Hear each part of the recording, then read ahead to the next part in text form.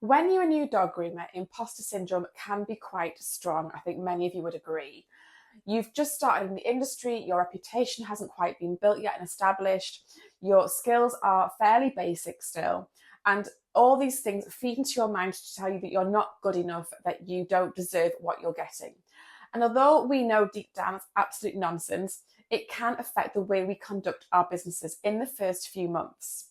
We've just spent thousands on equipment, on training, on setting up salons, on all of these different things. And understandably, we want to see a return on that investment. We want to start seeing dogs come in our salon door and start earning some money back. And therefore, the placement of boundaries, the enforcing of policies, can sometimes feel a little bit awkward because we don't want to scare customers away. We don't want them to go elsewhere. We want them to come to us so we can start earning some money back. And therefore, our boundaries can get a little bit stretched if we have any at all. Some new dog groomers don't even have terms and conditions in place when they start because they think, oh, it's just my mum's friend's dog or it's just the neighbour's dog, and they don't hand out these policies.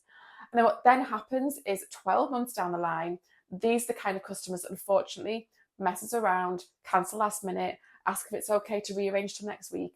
And these are the ones that will fuel our future burnout. We as dog groomers need to place boundaries in week one as if it was week 1000.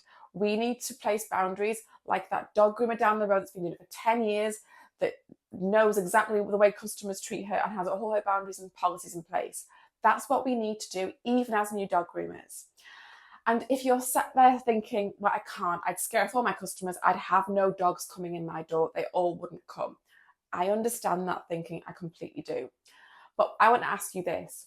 If you were to send your child to a childminder and that childminder wanted to know nothing by your name and your phone number, didn't want to know your child's dietary requirements, any allergies, any habits, didn't have any policies in place with regard to what happens if your child falls sick, or what happens if you need to cancel, what happens in school holidays, is she open at Christmas, and there was literally no boundaries, no clarity, you have no idea how that business runs, would you put your child in that childminder's hands?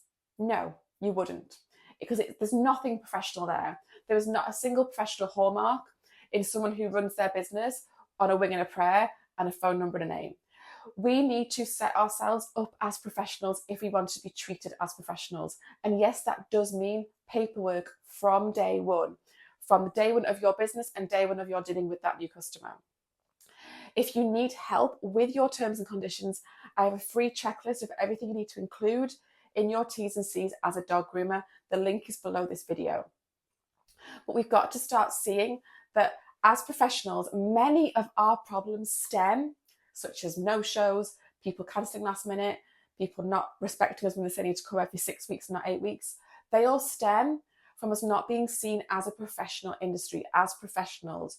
We are seen far too much as women having a little bit of pin money, bit of a hobby business, bit of a bored housewife in the back garden shed, whatever you want to call it, or she hasn't done very well at school, she's playing with the dogs. There is an image that we need to elevate in our industry, and having clear business procedures such as terms and conditions is a really strong hallmark of a professional business. So please don't be scared to have boundaries.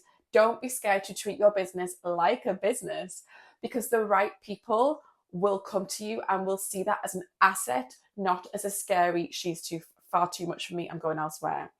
And we want to attract the right people because we want the kind of people that are going to respect us. I'll leave that there. If you want the link for that free terms and conditions checklist, you'll find it below this video. Thanks so much. See you next time. Bye.